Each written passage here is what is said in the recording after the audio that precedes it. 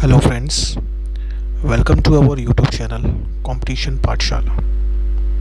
जैसा कि आप सभी को पता है, हम लोग केवीएस इंटरव्यू लेक्चर सीरीज़ अपनी कवर कर रहे थे, तो उसी के आगे हम लोग आज अपना नया लेक्चर कंटिन्यू करेंगे। तो आज हम लोग पढ़ने वाले हैं एनसीटीई के बारे में। So without wasting the time, let's start our topic. Okay, तो देखते हैं एनसीटीई क्या होता है, इसका फुल फॉर्म देखते हैं। एनसीटीई मीन्स, इसका जो एब्रीविएशन है वो है क्या, national Council for Teacher education, यानी राष्ट्रीय अध्यापक शिक्षा परिषद, इसका लोगो होता है। चलिए आप आगे समझते हैं इसके बारे में डिटेल्स में। एनसीटीई जो है एक काउंसिल है जो वर्क करता है टीचर के वेलफेयर के लिए, और जो भी टीचर से जुड़े हुए मुद्दे होते हैं उस पर ये वर्क करता है। आगे हम लोग इसके समझेंगे ये किस किस चीज़ों पे काम करता है। चलिए देखते हैं विस्तार से। सबसे पहले जान लेते हैं हमारे honourable minister of education Shri Dharmendra Pradhan ji, जो इस समय हैं प्रेजेंट पे। उसके बाद जो हमारी ऑनरेबल है minister of state for education Shrimati Annapurna Devi, and जो हमारे एनसीटीई के चेयरपर्सन हैं मिस्टर योगेश सिंह, जो हमारे इस समय चेयरपर्सन हैं। दोस्तों, किसी भी संस्था का जब कोई हेड होता है, हम लोग उसको चेयरमैन नहीं बोलेंगे, याद रखिएगा। वो चेयरमैन भी हो सकता है, वोमेन भी हो सकता है, इसलिए उसको हम लोग जब भी संबोधन करेंगे तो चेयरपर्सन से ही संबोधन करेंगे। ये याद रखिएगा, ये मिस्टेक आप लोग अपने इंटरव्यू में मत कीजिएगा। आगे देखते हैं, हु एस्टैब्लिश एनसीटीई, एनसीटीई को किसने स्थापित किया? तो देख सकते हैं इसका जवाब, Ministry of Education, Government of India. तो हाँ दोस्तों, जो एनसीटीई है वो गवर्नमेंट ऑफ इंडिया के थ्रू एस्टैब्लिश हुई थी। The National Council for Teacher Education as a statutory body came into existence in pursuance of the National Council for Teacher Education Act. National Council for Teacher Education Act के through ये 1993 में number 73 जो 1993 का था, उसके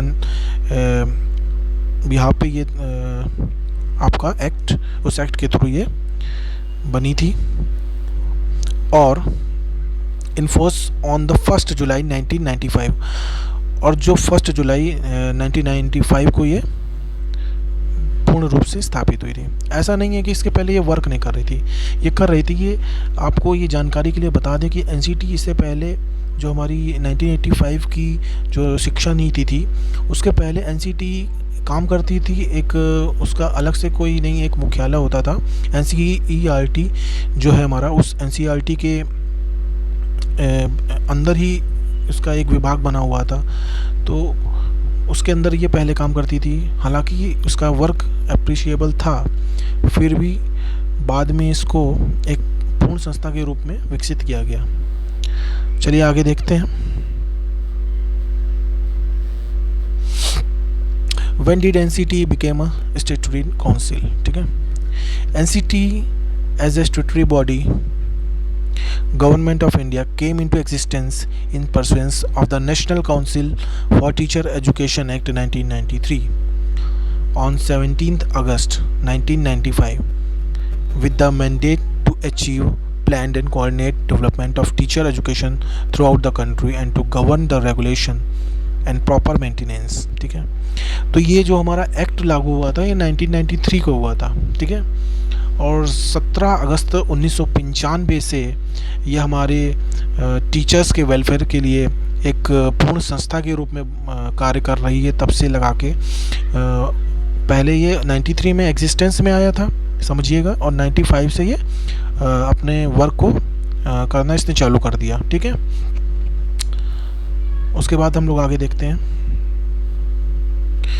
where what is the headquarter of NCT, NCT का headquarter कहाँ पे है, तो आप लोग देख सकते हैं। वैसे ये इसका जो मेन हेडक्वार्टर है, आप सिर्फ इतना बोलिएगा अगर इंटरव्यू पूछता है तो न्यू दिल्ली में इसका हेडक्वार्टर है। बाकी आपको ये देखिए पूरा डिटेल से बताया गया है कि G7 sector 10 Dwarka near metro station new Delhi, वहाँ पे इसका ये मुख्यालय है। और इस मुख्यालय में ये भी बताया गया कि इस मुख्यालय में क्या, it is headed by the chairperson NCT, he is assisted by the vice chairperson. यहाँ पे क्या आपके चेयरपर्सन बैठेंगे और उसके vice chairperson and the member of secretary and various other officer, ठीक है। वो यहाँ पे सब रेगुलेट करते हैं और पूरा जो भी एडमिनिस्ट्रेशन का वर्क होता है वो भी सब यहाँ पे देखते हैं ये लोग, ठीक है। उसके आगे बात कर लेते हैं कि जो एनसीटी है वो हमारी कितने रीजन्स में बटा हुआ है या कितने रीजन्स पे काम करता है। तो चलिए देखते हैं कि एनसीटी रीजनल कमेटीज़, एनसीटी को 4 रीजनल कमेटीज़ में बांटा गया है, ठीक है। देख सकते हैं eastern regional committee, northern regional committee, southern regional committee and western regional committee. अब हम लोग ये देख सकते हैं कि ये जो ईस्ट, नॉर्थ, वेस्ट और साउथ के थ्रू इसको कमेटी को डिवाइड किया गया है, तो इसके अंतर्गत हमारे कौन कौन से स्टेट आ रहे हैं, ठीक है। हम लोग ये देख सकते हैं इसमें, जैसे ईस्टर्न वाले में हमारा अरुणाचल प्रदेश है, आसाम है, बिहार है, झारखंड है, मणिपुर है, मेघालय है, मिज़ोरम है, नागालैंड है, उड़ीसा है, सिक्किम है, त्रिपुरा है, वेस्ट बंगाल है। नॉर्थ रीजन में अगर हम लोग जाएंगे तो चंडीगढ़ है, दिल्ली है, हरियाणा है, हिमाचल प्रदेश है, पंजाब है, उत्तर प्रदेश है, उत्तराखंड है, जम्मू कश्मीर है और लद्दाख है। साउथर्न रीजन की बात करें तो हमारा आंध्र प्रदेश, तमिलनाडु, कर्नाटका, लक्षद्वीप, पुडुचेरी, केरला, अंडमान एंड निकोबार एंड तेलंगाना। और जो वेस्टर्न रीजनल कमेटी है उसमें हमारा गुजरात, छत्तीसगढ़, राजस्थान, गोवा, दादरा नगर हवेली, दमन एंड दीव, महाराष्ट्र एंड मध्य प्रदेश शामिल है। तो आई होप आप ये रीजनल कमेटीज़ को सही तरीके से समझ चुके होंगे। हालांकि इतना डिटेल में नहीं पूछा जाएगा, लेकिन आपको ये पता होना चाहिए कि ये 4 रीजनल कमेटीज़ में बटा हुआ है, इस तरीके से वर्क करता है।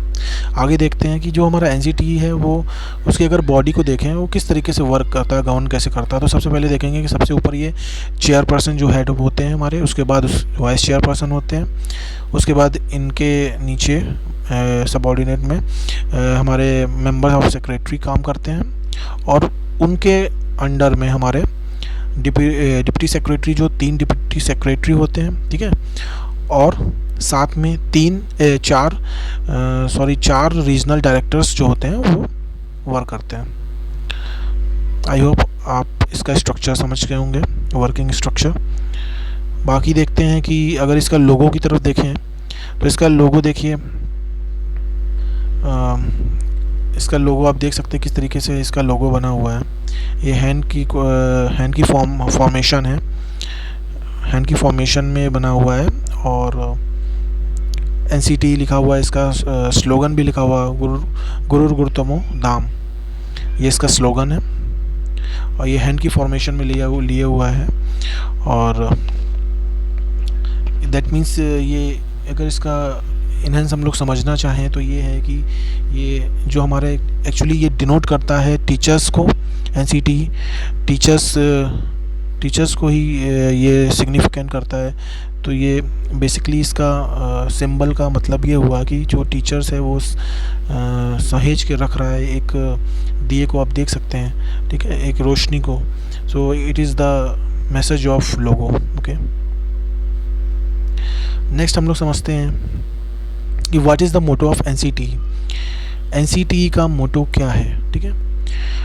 तो जो बेसिक मोटो है क्या है, to achieve planned and coordinated development of teacher education system throughout the country. हमारे देश में जो टीचर्स से रिलेटेड एजुकेशन है, ठीक है, वो किस तरीके से एक समान रूप से पूरे देश में लागू होगी, कैसे कोऑर्डिनेट किया जाएगा और कैसे उसका डेवलपमेंट कर सकते हैं, ठीक है। तो ये पूरी एक्टिविटी जो होती है वो एनसीटी के थ्रू वर्क कराई जाती है, ठीक है, देखी जाती है, गवर्न की जाती है। एक तरीके से कह सकते हैं कि एनसीटी हमारा एक शिक्षक के लिए बहुत इंपॉर्टेंट हो जाता है। इसीलिए ये टॉपिक बहुत ही ज़रूरी है आप लोगों के लिए बिहाव से, इंटरव्यू के बिहाव से, क्योंकि ये एनसीटी क्या है, आपके शिक्षक के लिए वर्क करता है। ये जितनी भी चीज़ें करेगा आपकी एक टीचर्स के रिगार्डिंग वेलफेयर के लिए करेगा, कि कैसे डेवलपमेंट करना है किसी टीचर को, क्या क्या कोर्सेज़ में। अभी आप देखेंगे आगे कि एनसीटी क्या क्या इसके कोर्सेज़ हैं, क्या ये कैसे आगे डेवलपमेंट प्रोग्राम चला रहा है, ये सारी चीज़ें हम लोग देखेंगे। ठीक है, तो आप इसका मोटो समझ चुके होंगे। ठीक है, अब नेक्स्ट देखते हैं इसका ऑब्जेक्टिव क्या है। ठीक है, ऑब्जेक्टिव ऑफ एनसीटी, तो हम लोग इसको देखते हैं। To achieve plan and coordinated development of teacher education system throughout the country. हमारे देश में जो एक टीचर्स के लिए जो एजुकेशन सिस्टम हो वो एक समान रूप से कैसे लागू हो, कैसे कोऑर्डिनेशन हो उसका, और कैसे डेवलपमेंट हो, तो उसके बिहाफ में ये एनसीटी हमारा वर्क करता है। नेक्स्ट पॉइंट देखेंगे, to regulate and properly maintain the norms and standards in the teachers education system and for matter connected therewith. ठीक है, तो ये रेगुलेट करता है एंड प्रॉपरली मेंटेन करता है नॉर्म्स को एंड स्टैंडर्ड्स को जो टीचर्स के एजुकेशन के लिए ज़रूरी होते हैं। उन सारी चीज़ों को रेगुलेट करता है। जितनी भी चीज़ें जो भी एक्ट बनाए गए हैं टीचर्स से रिलेटेड, जितने भी रूल्स एंड रेगुलेशंस हैं, उन सबको ये गवर्न करता है। ठीक है, इन शॉर्ट में आप समझ सकते हैं। नेक्स्ट हम लोग देखते हैं क्या थर्ड पॉइंट क्या है। It aims at training individuals for equipping them to teach pre-primary, primary, secondary and senior secondary stages in schools, non-formal and part-time education, adult education, correspondence and distance education courses। और देखिए इसका third जो objectives क्या है वो हम देख सकते हैं। इसका क्या एम है, ये टीचर्स को ट्रेनिंग प्रोवाइड कराता है इंडिविजुअल, ठीक है, इंडिविजुअल्स भी, और इक्विपिंग देम, उनको इंडिविजुअल्स ट्रेनिंग जो भी प्रोग्राम्स होते हैं वो इनिशिएट करता है। ठीक है, और ये ट्रेनिंग प्रोग्राम्स जो भी चलाए जाते हैं, यानी प्री प्राइमरी से लेकर जितने भी स्कूल स्टेजेस होती हैं, pre primary, primary, secondary and senior secondary stages, सब में स्कूल में एनसीटी के थ्रू गवर्न किया जाता है, रेगुलेट किया जाता है। जितने भी टीचर्स के लिए जो भी क्या कहते हैं ट्रेनिंग प्रोग्राम चलाए जा रहे हैं। ठीक है, बाकी ये आपका एडल्ट एजुकेशन और जैसे पार्ट टाइम एजुकेशन हो रहा है उसको भी गवर्न करता है। नॉन फॉर्मल तरीके से जो भी एजुकेशन्स हो रही हैं उनको भी देखता है, उनके लिए भी इसकी गाइडलाइंस हैं। एंड कॉरेस्पॉन्डेंस जो डिस्टेंस एजुकेशन्स होती है उसके बिहाफ भी ये हुआ करता है। चलिए हम लोगों ने इतना देखा, अब नेक्स्ट देखते हैं point, major schemes of NCT. ठीक है, प्रेजेंट में एनसीटी हमारा किन मेजर्स स्कीम से पे वर्क कर रहा है। ठीक है, अब हम लोग ये देखेंगे कि प्रेजेंट में जो एनसीटी की मेजर स्कीम्स हैं वो क्या क्या हैं, और ये आपके लिए बहुत ज़रूरी है क्योंकि ये सारे ही बहुत ही इम्पॉर्टेंट पॉइंट्स हैं और ये आपसे पूछे जा सकते हैं। इनके इनिशियल्स आप ध्यान से लिख लीजिए कहीं, या आपको हमारे टेलीग्राम में पीडीएफ प्रोवाइड्स करा दी जाएंगी, आप प्लीज़ उसे ज्वाइन करें हमारे टेलीग्राम को। हमारा टेलीग्राम का नाम है KVS PRT इंटरव्यू। बाकी आप लिंक सब्सक्रिप्शन में है, आप ज्वाइन कर सकते हैं। तो देखिए इसका फुल फॉर्म देखिए क्या है। जो स्कीम चलाई जा रही है पहली वो क्या है, ITEP, दैट मीन्स इसका फुल फॉर्म होता है इंटीग्रेटेड टीचर एजुकेशन प्रोग्राम। ये एक स्कीम है जो चलाई जा रही है। अब इसके बारे में थोड़ा सा जान लेते हैं ये है क्या।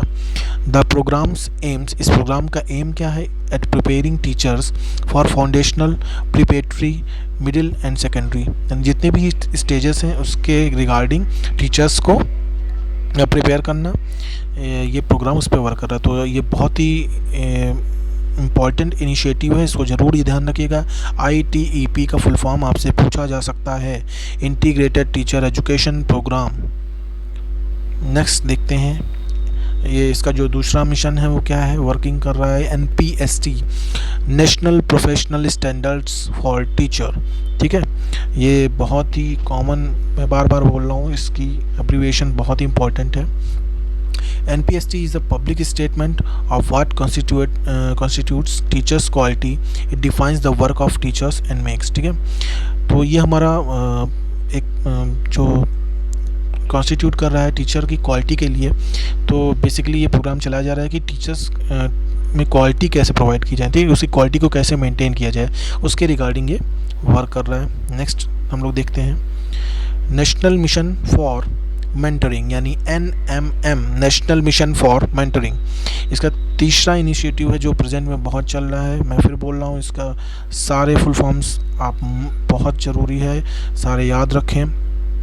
National mission for mentoring, national mission for mentoring will be operationalised by NCT through certain of ये मेंटरिंग के मतलब इसका इनिशिएटिव है कि NCT के थ्रू वर्क किया जा रहा है मेंटरिंग करने का कि। और देखते हैं आगे fourth point, best teacher education award, ठीक है, इस पे भी ये वर्क कर रहा है। जैसे हमारे जो कंट्री में जितने भी बेस्ट टीचर्स का अवार्ड दिया जा रहा है या टीचर्स की रैंकिंग की जा रही है, उसका भी काम कौन करता है, हमारा NCT करता है, ठीक है। ओके, हम लोग आगे देखेंगे थोड़ा सा। Next, functions of NCTE। NCTE के क्या क्या फंक्शंस होते हैं, जल्दी से इसको देखते हैं, ठीक है। Undertake surveys and studies pertaining to all aspect of the teacher education and publish the corresponding result, ठीक है। तो टीचर की एजुकेशन के रिस्पेक्ट में जितने भी एस्पेक्ट हो सकते हैं उसकी स्टडी से लगा के उसको पब्लिश करना, ठीक है, उसके रिजल्ट्स को मेंटेन करना, अंडरटेकिंग सर्वेस जो भी सर्वेस कराना वो सब इसका काम होता है। For the preparation of suitable plans and programme regarding the field of teacher education, teachers की फील्ड ऑफ एजुकेशन के रिगार्डिंग जो भी प्रिपरेशन का काम होता है वो सब ये देखता है। It makes recommendations to both the state and central governments, universities, university grants commission UGC and other recognised institution.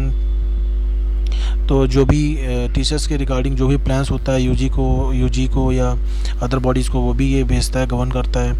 It coordinates and monitors the teachers education system throughout the country. ये हमारे teachers के education system को पूरी तरीके से monitoring करता है उसकी, और पूरी कंट्री में उस पर नज़र बनाए रखता है, उसको देखता है, गवर्न करता है। It lays down the guidelines for the minimum qualifications need for an individual to be a teacher in schools and recognised institution. NCTE जो है यही हमारा एक तरीके से गाइडलाइन बनाता है कि किसी भी टीचर्स के लिए कितनी क्या रिक्वायरमेंट्स होनी चाहिए या क्या गाइडलाइंस होनी चाहिए। तो ये इसकी जो भी गाइडलाइंस है या ये कहें कि जो भी पात्रता है टीचर्स की, वो कौन डिसाइड करता है, ये डिसाइड करता है। तो इसलिए ये टॉपिक बहुत इंपॉर्टेंट हो जाता है कि हमको NCT के रोल पता होने चाहिए, और ये बहुत ज़रूरी संस्था है। और नेक्स्ट पॉइंट हम लोग देखेंगे, it lays down guideline for the provision of physical and infrastructural facilities, staffing pattern for the compliance by recognised institution. किसी भी इंस्टीट्यूशन में टीचर्स को क्या सुविधाएं दी जा रही है, क्या इंफ्रास्ट्रक्चर है, उस पर भी ये वर्क करता है, सभी को गवर्न करता है। नेक्स्ट पॉइंट देख लेते हैं, बहुत सारे पॉइंट्स है, जल्दी देखेंगे थोड़ा सा। It lays down standards with respect to examinations, the major criteria for such admission as well as schemes for courses और ट्रेनिंग। यानी टीचर्स की ट्रेनिंग और कोर्सेज के लिए क्या क्राइटेरिया होनी चाहिए, कैसे एग्ज़ाम्स होने चाहिए, ये सब कुछ यही डिसाइड करता है। ओवरऑल हम वही कि बार बोल रहे हैं कि टीचर से जुड़े हुए जितने भी मुद्दे हैं उसको कौन गवर्न करता है, सब NCTE देखेगा। पात्रता से लेके उसकी एजुकेशन से लेकर के, कोर्स से लेकर के, ट्रेनिंग से लेकर के सब कुछ। ओके, नेक्स्ट है यानी टीचर्स की वेलफेयर के लिए काम करता है, ठीक है। It promotes and conducts research and innovation in schools and recognised institution and then disseminate the result thereof, ठीक है। देखिए, ये प्रमोट करता है, कंडक्ट करता है रिसर्च को, इनोवेशन को, जो भी स्कूल्स में हो, ठीक है, इंस्टीट्यूशन में हो, और उसके बाद रिज़ल्ट को भी देखता है। मतलब ये गवर्न करता है पूरी तरीके से, अपनी नज़र बनाए रखता है कि क्या चल रहा है देश के प्रतिष्ठित संस्थानों में, स्कूल्स में, किस तरीके से टीचर्स की क्या योग्यता है, उसको अगर योग्यता नहीं है तो समय समय पर उसको ट्रेनिंग की ज़रूरत है कि नहीं है, ये सब भी ये देखता है। Okay, It identifies the recognized institution and set up new institution for the development programs of teacher education system, ठीक है। तो ये आइडेंटिफाई करता है कि कौन रिकॉग्नाइज्ड इंस्टीट्यूशंस को, एंड जो भी नए इंस्टीट्यूट जो सेटअप हैं, उनका development programme, teacher education system के रिगार्डिंग उनका क्या प्रोग्राम है, ये सब कुछ ये गवर्न करता है। कि मतलब जैसे जो नए एजुकेशन सिस्टम या जो नए इंस्टीट्यूट डेवलप हो रहे हैं, ठीक है, उनमें टीचर्स की एजुकेशन सिस्टम के लिए क्या है चीज़ें और क्या नहीं है, उन सब पे ये निगरानी बनाए रखता है। आगे देखते हैं, it takes up necessary steps for the prevention of the commercialisation of teacher education, ठीक है। और टीचर्स की जितनी भी आवश्यकताएं होती हैं, ठीक है, कमर्शलाइजेशन से लेकर के उसके अगेंस्ट ये अपना स्टेप देखता है और अपने सारे वेलफेयर के काम करता है, या टीचर्स के को टीचर्स को पूरी तरीके से गवर्न करता है। एक तरीके से देख सकते हैं उसकी भलाई के लिए कार्य करता है, टीचर्स के लिए, टीचर्स के हित में वर्क करता है, ठीक है। It also performs other function that are interested to it by the central government, ठीक है। बाकी जो सेंट्रल गवर्नमेंट के और भी वर्क होते हैं उस पर भी ये वर्क करता है। नेक्स्ट देखते हैं प्रोग्राम्स रिकॉग्नाइज्ड बाय एनसीटी के थ्रू। पहले हम लोग पढ़ चुके हैं जो उसके मिशन चलाए जा रहे थे, ठीक है। उसके एक्सेप्ट ऑफ दैट हम देखेंगे कि बहुत से प्रोग्राम इसके क्या है, रिकॉग्नाइज हैं, जो एनसीटी के थ्रू चल रहे हैं, ठीक है। उसको एक बार देखेंगे, जल्दी से देख लेंगे क्योंकि इसका फुल फॉर्म आपसे पूछा जा सकता है। आप लोगों ने ये सारी डिग्रीज सुनी भी होंगी, तो देख लेते हैं, आपको आज पता चलेगा कि ये सब कौन रिकॉग्नाइज कराता है, ठीक है। Diploma in early childhood education program leading to diploma in pre school education, इसको बोलते हैं DPSE, ओके। नेक्स्ट है DLED, इसके बारे में आपने सुना होगा, elementary teacher education programs leading to diploma in elementary education. देखिए ये फुल फॉर्म आपसे पूछे जा सकते हैं, मैं बार बार बोल रहा हूँ, ठीक है। तो इसको केयरफुली देखिएगा और लिख लीजिएगा कहीं पे, नहीं तो आपको PDF प्रोवाइड हो जाएगी। Bachelor of elementary education program leading to bachelor of elementary education BLED degree, ठीक है, वो भी ये देखता है। ये सारी डिग्रीज हैं जो, देखिए ये सारी डिग्रीज टीचर्स ही करते हैं, आपने सुना होगा, तो ये सारी टीचर्स को नेसेसरी होता है। तो ये देखिए अभी हम पीछे बात यही कर रहे थे कि ये टीचर्स की एजुकेशन से लेकर के पात्रता सारी डिसाइड करता है, ठीक है। तो ये सारे प्रोग्राम्स भी वही डिसाइड करता है, उसका प्रारूप क्या होना चाहिए, कैसे उसकी पात्रता रखनी चाहिए, ये सब का जो सजेशन होता है वो सब यही डिसाइड करता है, ठीक है। नेक्स्ट देखते हैं bachelor of education program leading to bachelor of education BEd degree, ठीक है। Master to education program leading to master of education MAd degree, ठीक है। Diploma in physical education programs leading to diploma in physical education DPED। उसके बाद देखते हैं bachelor of physical education programs leading to bachelor of physical education BPED, ठीक है। Master of physical education programs leading to master of physical education MPED। Diploma in elementary education, इसको देख चुके हैं शायद हम लोग, ये 2 बार प्रिंट हो गया है, ओके। नेक्स्ट इसको देखते हैं कि diploma in arts education visual arts, ठीक है, program leading to diploma in arts education, ठीक है, इसको भी ये देखता है। और उसके बाद देखते हैं क्या है, 4 year integrated program leading to BA B.Ed BSc B.Ed degree. देखिए अब मैं बात कर लेता हूँ, जैसे अब आज के संदर्भ में देखा जाए कि अब क्या चल रहा है कि अब पहले जो B.Ed वगैरह कोर्स चलता था वो ग्रेजुएशन के बाद होता था, ठीक है। अभी क्या है कि अब मंजूरी मिल गई है तो अब ग्रेजुएशन के साथ ही आप B.Ed कर सकते हैं। आपने सुना होगा 4 ईयर का इंटीग्रेटेड कोर्स होता है, तो उसको अभी किसने पात्रता दी है, तो ये सारा वर्क किसने फ्रेमवर्क तैयार किया है, ये सब किसने, NCTE ने ही किया है, ठीक है। तो उसी के अकॉर्डिंग देखिए ये 4 ईयर का लिखा हुआ है ना, integrated program leading to BA B.Ed, BA के बाद आप B.Ed कर सकते हैं, वो 4 साल का इंटीग्रेटेड प्रोग्राम है।